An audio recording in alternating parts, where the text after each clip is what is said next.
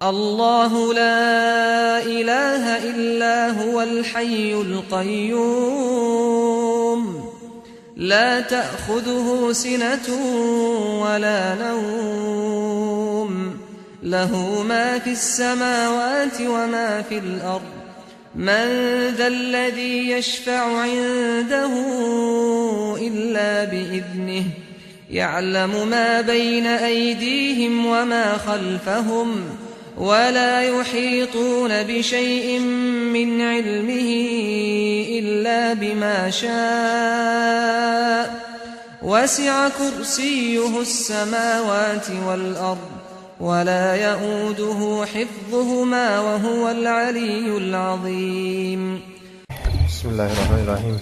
إن الحمد لله نحمده ونستعينه ونستغفره ونعوذ بالله من شرور أنفسنا ومن سيئات أعمالنا من يهده الله فلا مضل له ومن يضلل فلا هادي له أشهد أن لا إله إلا الله وحده لا شريك له وأشهد أن محمدا عبده ورسوله لا نبي بعده.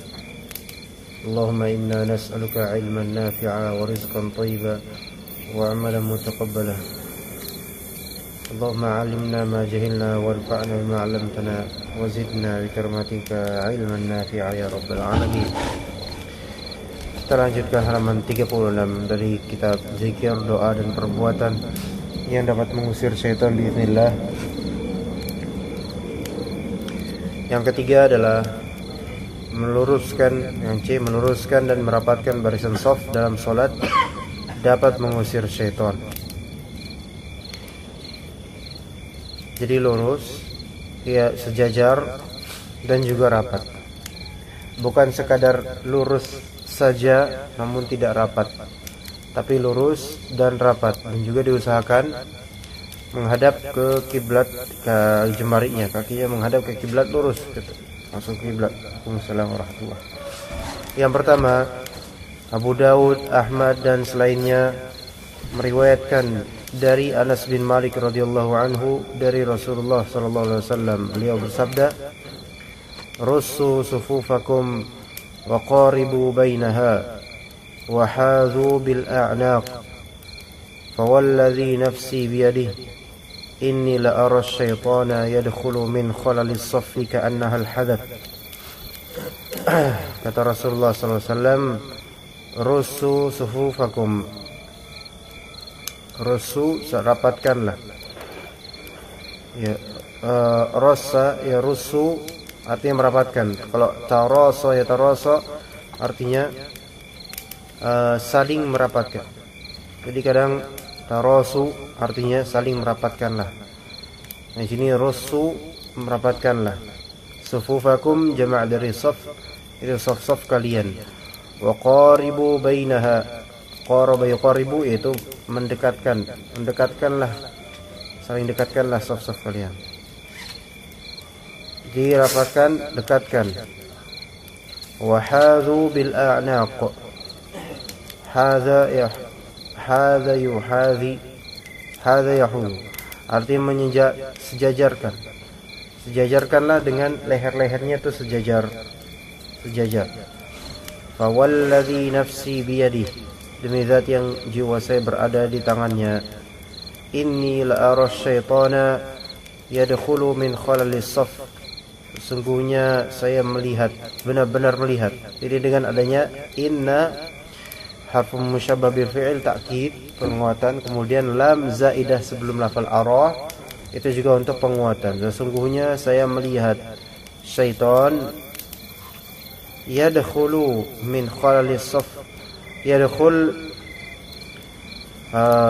masuk dari sisi ini. Di sini min khalalis saf, di antara sela-sela saf. Khalal di sini artinya sela, kekosongan. Jadi jika saf itu tidak rapat, kalau misalnya saf itu tidak rapat, itu berarti kan ada khalal. Ada khalal berarti ada renggang, berarti ada syaitannya. Ka'annahal hadaf, seakan-akan dia syaitan tersebut itu adalah al-hadaf, anak kambing hitam, atau dalam riwayat lain ka'annaha waladul hadaf, seolah-olah seperti anaknya hadaf, anaknya kambing hitam. Waalaikumsalam warahmatullahi wabarakatuh. Nah, ini yang menunjukkan bahwasanya meluruskan dan merapatkan barisan shaf dalam sholat itu wajib, disebabkan masuknya syaitan ke shaf-shaf berikut yang memiliki kekosongan, ya. Jadi ini adalah hal yang wajib, yaitu lurus dengan timbangan atau tinjauan mata kaki ataupun leher. Ini ada kasih aku.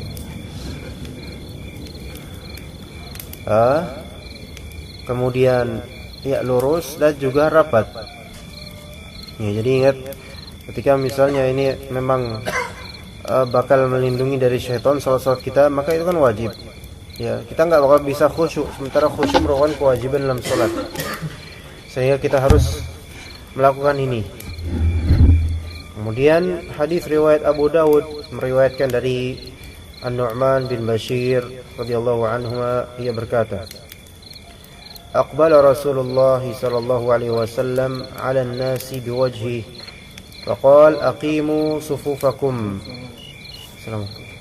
Aqimu sufufakum wallahi la tuqimunna sufufakum aw la yukhalifanna Allahu baina qulubikum. Qala fara'aitu ar-rajula yulziqu mankibahu bimankibi sahibihi wa rukbatahu bi rukbati sahibihi wa ka'bahu bi ka'bihi. Ya, hadis riwayat An-Nu'man bin Bashir, Rasulullah sallallahu alaihi wasallam menghadapkan wajahnya kepada orang-orang. Itu nanti pas dia jadi imam. Sunnahnya adalah ya dia berbalik badan dulu melihat keadaan saf-safnya. Menghadapkan wajahnya kepada orang-orang dan bersabda. Rasulullah bilang, ini memang agak sulit. Maksudnya kadang cuma ngomongnya doang kita kalau kita jadi imam. Ya, enggak sampai detail karena memang masyarakat yang belum terdidik untuk itu. Tegakkanlah saf-saf kalian, aqimu sufufakum. Di sini aqama yuqimu, maksudnya tegakkan dalam artian tunaikanlah kewajiban-kewajiban dalam saf dengan sebenar-benarnya. Jadi aqama yuqimu iqamatan, muqimun muqamun, aqim ya. Ya, sebagaimana firman Allah Subhanahu wa taala, aqimus shalah. Wa aqimus shalah itu berbeda dengan sallu. Kalau sallu itu salatlah, udah selesai. Salatlah. Tapi kalau misalnya aqimus shalah, yaitu tunaikanlah salat, maksudnya benar-benar di sini dengan lafal aqimu menunjukkan tunaikanlah syarat sahnya, rukunnya, kewajibannya. Begitu juga di sini aqimu sufufakum. Maka tunaikanlah ininya. Kitabnya belum dapat? Ya, tunaikanlah benar-benar sampai wajib, kewajiban dalam saf-saf kita, dan itu sampai 3 kali. Aqimu sufufakum. Aqimu sufufakum, aqimu sufufakum. Berani bilang kayak gini kalau misalnya jadi imam? Ada yang jadi imam di sini? Enggak ada. Ya, kalau misalnya jadi imam bilang aqimu sufufakum, aqimu sufufakum, aqimu sufufakum. Kalau misalnya orang-orang enggak ngerti, ya pakai bahasa Indonesia, tunaikanlah saf-saf kalian, tunaikanlah saf-safnya, atau ya perbaguslah safnya, atau luruskan dan rapatkan saf-safnya. Wallahi, demi Allah, la tuqimunna sufufakum. Demi Allah, sungguh kalian, tuqimunna di sini berarti benar-benar menegakkan saf-saf kalian, sufufakum. Ya, imma antum menegakkan saf-saf antum, imma antum la yukhalifanna Allahu baina qulubikum. Kalau enggak, waalaikumsalam, Allah akan menjadikan hati-hati kalian saling berselisih. Tapi berarti kalau misalnya di sini Rasulullah SAW sudah menyebutkan lam zaidah litakid, yaitu la yukhalifanna. Kemudian Rasulullah juga menyebutkan di sini nun takkid mutsaqqalah atau tsaqilah, maka menunjukkan bahwasanya hal ini benar-benar terjadi. Maka insyaallah dengan adanya iqamah sufuf, yaitu menunaikan hak-hak shaf, meluruskan dan merapatkan shaf, itu pemahaman terbaliknya adalah membuat hati kita bersatu, dan itu sahih, membuat kedekatan kita dan membuat kita mudah memaafkan bagi orang yang sedang berseteru dengan kita di samping kita. Dan sebaliknya, kalau misalnya tidak menunaikan iqamat as-sufuf, maka terjadi mukhalafah antara qalbu dan kekhusyuan itu kurang, bahkan tidak sama sekali. Karena apa? Karena sebagaimana kata Nabi SAW, inni la ara syaitan yadkhulu min khalali saf. Saya melihat syaitan masuk ke sela-sela saf yang masih kosong. Ya. Makanya tidak boleh bagi seseorang, bahkan sebagian ulama mengatakan tidak sah salatnya jika kita memulai saf baru padahal saf di sebelum kita itu masih ada yang kosong di sampingnya. Maka tidak sah salatnya, melainkan harus memenuhi saf sebelumnya selama masih ada yang kosong meskipun satu. Jadi enggak boleh, dan ini keumuman orang ya belum mengecek, ya memeriksa ujung-ujungnya, ataupun kalau udah tahu ujungnya masih ada yang kosong kemudian dia membuat saf baru, maka ini tidak sah salatnya. Dia harus dari saf sebelumnya, ya. Walaupun dia berpikir nanti juga penuh, enggak, tetap dia harus menunaikan saf sebelumnya, ya. Nanti diisi oleh syaitan itu, maksudnya mereka berkeliaran bebas. Sedangkan kalau misalnya muslimun, sebagaimana kata Nabi SAW, kata Allah Ta'ala, ka'annahum bunyanun marsus, itu seperti bangunan yang benar-benar kokoh kuat dengan cara merapikan saf-safnya. Maka bagi yang safnya tidak rapi, ya, maksudnya sengaja antara dua belah pihak ini tidak rapi, maka pasti ada mukhalafah antara keduanya. Iya. Mungkin dari segi akidah, dari segi manhaj, atau dari segi apa, ada mukhalafah. Ya, perbedaan benar-benar, enggak ada persatuan di situ. Dan inilah yang terjadi di antara orang-orang yang mubtadi'ah, sering berbuat bid'ah, atau orang-orang sesat. Maka antum akan melihat saf-saf mereka itu tidak rapat sama sekali. Tidak rapat sama sekali. Dan kita merapatkan saf itu bukan dengan niatan tidak. Ya, bukan dengan niatan ingin memusuhi. Ya, ini perhatikan. Kita merapatkan saf, ya, dan mengukur kelurusannya dengan kaum muslimin, bukan dengan niat tidak. Maksudnya tidak gimana? Oh, ini orang ini dari kalangan hijau misalnya. Biar sebel dia, saya deketin kakinya. Enggak kayak gini, enggak. Tapi dengan niatan ittiba, udah. Enggak usah dibebankan. Jadi jangan berpatukan sama orang. Maksudnya banyak juga dari kita kemudian menceritakan, ini saya udah kayak gini-gini. Enggak usah diceritain juga. Maksudnya jika memang ittiba melakukan hal ini, lakukan itu. Kalau misalnya enggak diterima, ya kholas. Maksudnya Allah Maha tahu. Jangan dipaksakan. Ya, jadi misalnya samping kita, apalagi bapak-bapak, kakek-kakek itu udah terbiasa tidak menunaikan hak shaf. Ya udah, jangan terlalu diperlebar, karena pada asalnya kita itu sholat sejajar kaki dengan bahu. Kalau misalnya dia samping agak kesana dikit, nggak usah ditambah lagi ke sana. Nanti justru banyak madharatnya dibandingkan maslahatnya. Ya, maslahatnya mungkin ya kita bisa menunaikan shaf sahih, taib. Tapi ada madharat lain. Pertama, kita belum tentu khusyuk dengan lebarnya kaki kita. Kemudian membuat yang lain juga enggak khusyuk, enggak tumakninah dalam rukun-rukunnya. Madharatnya lebih besar jadinya. Dibandingkan misalnya mana yang lebih vital, kekhusyuan dalam salat, ya, yang udah terbiasa orang tanpa shaf seperti ini, atau memaksa untuk melebarkan kaki demi merapatkan itu. lebih vital kekhusyuannya.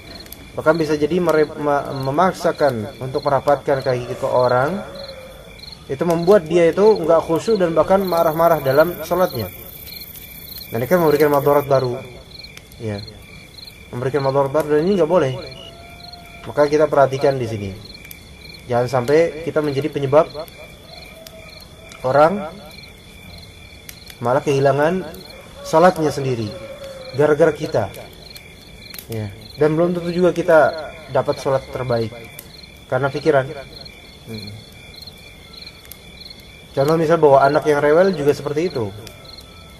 Ya, jangan sampai demi maslahat anak kita justru kita membuat orang lain kehilangan salatnya, bahkan batal salatnya tanpa mereka sadari. Karena batal bisa jadi nggak baca Al-Fatihah tapi hatinya itu dongkol, ini anak siapa sih gitu kan. Jangan sampai seperti itu. Nah, maka di sini ketika ada maslahat dan ada madarat bertabrakan, kalau misalnya madarat dan maslahat tersebut imbang, maka jangan dilakukan, gitu kan. Lebih-lebih kalau madaratnya lebih besar dari dan lebih umum dari maslahatnya, maka jangan dipaksakan. Jangan dipaksakan. Nah, jadi di sini mukhalafah antara qalbu itu terjadi di antara kaum muslimin banyak sekali. Ya. Bahkan di antara orang-orang yang mereka sama-sama tersesat pun tidak melakukan ini. Kenapa? Karena ada yang mukhalafah antara qalbu mereka. Sebagaimana dalam surat Al-Hasyr, Allah Subhanahu wa taala berfirman, "Tahsabuhum jami'an wa qulubuhum syatta." Kalian mengira mereka itu bersatu padu, padahal qalbu mereka itu bercerai-berai, berbeda-beda.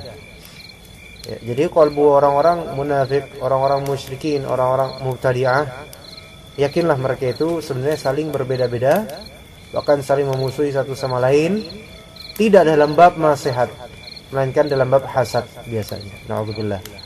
Tapi kemudian qal fara'aitu ar-rajula yalziqu mankibahu bimankibi sahibihi wa rukbatahu bi rukbati sahibihi wa ka'bahu bi ka'bihi.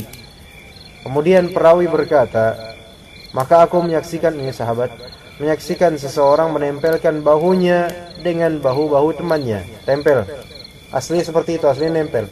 Tapi nempelnya pun jangan berlebihan. Ya, jangan berlebihan. Jangan mentang-mentang disuruh nempel, benar-benar mengetatkan benar-benar. Kecuali kalau memang sudah super ketat soft pertama, banyak banget orang yang masuk pertama, mungkin itu darurat. Tapi kalau misalnya dalam kondisi biasa, jangan ditempelkannya tuh tempelin banget itu. Ini Habibi, ini anak. Wow. Orang jadi kehilangan kekhusyuan. Itu dia, jangan sampai kita berusaha mengamal sunnah yang ada justru membuat berlebihan dan membuat orang lain itu kesal. Ya. Jadi jangan dipaksakan. Kalau misalnya nggak bisa, orang yang nggak mau, ya kholas. Yang penting kita sudah meniatkan dan diganjari, udah selesai. Adapun urusan orang itu urusan dia dengan Allah Ta'ala, udah selesai. Baik, kemudian lututnya dengan lutut temannya. Lututnya dengan lutut temannya. Kalau misalnya ini dilakukan, menempelkan bahu, menempelkan lutut semua orang, itu yakin sholat Jumat tuh nggak luber keluar. Sekarang kenapa banyak sholat Jumat luber keluar? Karena orang-orang banyak yang renggang, tidak tahu hal-hal kayak gini. Sebenarnya orang kalau misal dinobatkan menjadi DKM masjid dan semacamnya, itu perkara mereka bukan sekadar infak. Maksudnya bukan sekadar urusan infak, urusan stabilitas kebersihan atau keamanan. Banyak urusan orang-orang DKM itu amanatnya. Di antara amanatnya adalah membuat kaum muslimin tahu hadis-hadis ini. Sebenarnya begitu. DKM dan juga imam dan juga pemateri yang mengajarkan fikih. Sebenarnya kayak gitu. Harus tahu ini. Ini hal kayak gini ini sangat vital untuk soft. Nah, yaitu menempelkan bahu, ya, kemudian lutut dengan lutut semampunya. Semampunya dalam artian tidak harus dipaksakan kalau memang teman kita nggak mau. Itu urusan dia dengan Allah. Ya. Dan juga mata kakinya dengan mata kaki temannya, itu juga tidak dipaksakan. Maksudnya sejajarkan. Kalau misalnya nggak bisa dempet, ya, karena kalau misalnya mata kaki didempetkan dan lutut didempetkan, itu kadang membuat sebagian orang risih. Bahkan kita juga belum tentu nyaman. Ya, Karena gimana ya, mendekatkan mata kaki itu agak sulit memang. Jadi sejajarnya aja, semampunya aja, dekatkan saja. Maka di sini kan yalziku artinya menempelkan. Namun kalau misalnya memang mempersulit, membuat malah tidak khusyuk, maka cukup sejajarkan. Semoga Allah Ta'ala berikan ketenangan dengan itu. Baik, itu pembahasan pada pagi hari ini tentang mengusir syaitan. Jadi hal-hal tersebut, perbuatan tersebut dengan izin Allah bisa membuat kita lebih khusyuk. Ya, makanya memang sholat di samping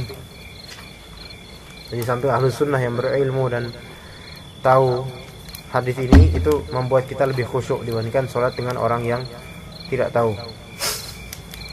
Baik kita tidak khusyuk, dianya juga tidak khusyuk. Iya. Karena kadang-kadang orang yang sering berbuat bid'ah itu terasa dia ketika di samping sholat di samping orang yang sering mengamalkan sunnah, itu kerasa, nggak tahu kenapa, kerasa aja ada perbedaan. Ya, wallahu taala alam dari sisi mana. Subhanakallahumma bihamdika asyhadu an la ilaha illa anta astaghfiruka wa atubu ilaik.